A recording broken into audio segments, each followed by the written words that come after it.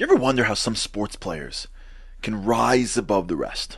How come some people seem to be greater than others? They have the same talent. They're playing at the highest level. So how come there are some of them that are all-stars, that are pro bowlers? What's their secret? The answer is something called game film. After games, some players study the films. They see what happened, and they look for patterns. And when they start to learn, they watch enough film, they do enough preparation, they see the patterns, how people play defense, how certain teams do certain things to indicate they're about to blitz or play back or whatever it is. And when they go back in the game and they see the patterns forming on the field, they're better for it. They know how to get around it, they know how to figure it out. The ability to see patterns enables somebody to advance quicker than others. This week's Shabbos is called Shabbat Hagadol, Shabbos Hagadol. And it commemorates something very, very special. Now, the Jewish people have been in Egypt for 210 years. Here's where we are. We're about to hit Passover. We're right now that Shabbos before. And after a full year of plagues, the Jewish people are like ready to go. And God says, wait, before we go, I need you to do one more thing. You got to go out and get a sheep. Keep it in your house for a few days. And slaughter it. And they're like, whoa, the sheep is the Egyptian god. Like the Egyptian god. You don't just do that. They're going to kill us. And God's like, I don't know, figure it out. I don't know, I'm telling you what to do. I don't know, work it out yourselves. The Jewish people, not all of them, only 20% of them actually went out and did this.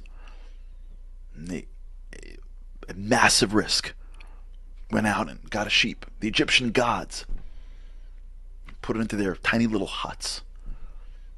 And miracles happened that when the Egyptians tried to attack them, they couldn't. And 4 days later, they sat down and they had their Seder, and then God took them out. And the question is, why was there a break in the action? God's proof of miracles. Life's amazing. Why stop and wait? Really, the whole thing was 15 days, but okay, but why stop even for these few days? Make them get a sheep, have them get nervous, have them get worried. You're already taking care of them, God. What are you making them crazy for? And then you take them out. And the answer is one of the most important patterns in how God operates with mankind. This is game film. This is a pattern, and if you see this pattern, you'll get it, and it'll help you be able to accomplish much more.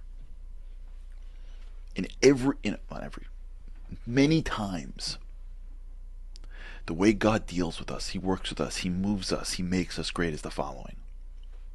He begins by giving, unconditionally, giving. Then, as soon as there's a certain momentum that gets built, what God does is He pulls out, He pulls back. And He lets man make a decision. He lets man decide if you're going to do something hard or not. There's usually something really hard, something that has to get sacrificed. A belief, a thought, a way of living, a way of acting. There's usually some major change that has to take place. And in that moment of major change, God's nowhere to be found. He's not poofing miracles around you. There's no birds chirping in your ears. There's no music in the background. It's silence. It's you with your challenge. And if you achieve that challenge, if you beat the challenge, if you sacrifice to God, then you get something even bigger. Plagues, for free, unconditional. Jews didn't do anything. Just when they're about to leave, God says, let me tell you, do the hardest thing in the world. Go out and get their gods, put it into your home and sacrifice it, slaughter it. And guess what? I'm nowhere to be seen. There was no plague going around. There was no protective wall around them. Afterwards, God prevented them from getting hurt, but God, they didn't know that. God gave unconditionally a little bit. God pulled back and let's see what the person will do. And then when they achieved, He gave them redemption. See this later on. They come out of the sea. God splits the sea. It's unbelievable. He just did that. He split it. After He splits the sea, they're in the desert. God's gone. I mean, He's giving them manna and stuff, but there's nothing great going on. It's in a desert. He gives and goes, work on yourselves. Then He disappears. He's there, but He creates an illusion that it's you working. And then if you work, then He comes back and gives you the Torah. See this again and again and again in life. God shows up, go the next step. God gives you the Torah. It's unbelievable. It's inspiring. And then what happens? Moses goes up for 40 days. Dude's like, what's up? And had they overcame that challenge, which they didn't, the golden calf, Moses would have came down with the new tablets, and they would have walked from there to right to the promised land. This happens in life all the time. You get inspired, you're in, you do it. It's great. You start making changes, you start doing great, and then one morning you wake up and all the inspiration's gone. You don't want to get up, you don't want to do the thing, you're out.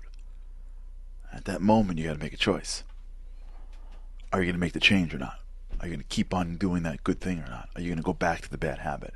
And if you break your habits and you do the right thing, you get so much more than you had initially. It's the pattern of life. It begins with inspiration. It begins with this unconditional giving of God. It begins with a situation that you've been put into. It begins with a gift that you have that is giving you insight and encouragement and inspiration to make a big change. But don't mistake. When that big change comes, no one's going to be around. Specifically, there's a moment where you have to choose. And in that moment, if you choose right, then what you get afterwards is something even bigger. You get even more. You become different. You get redemption. The plagues was the gift.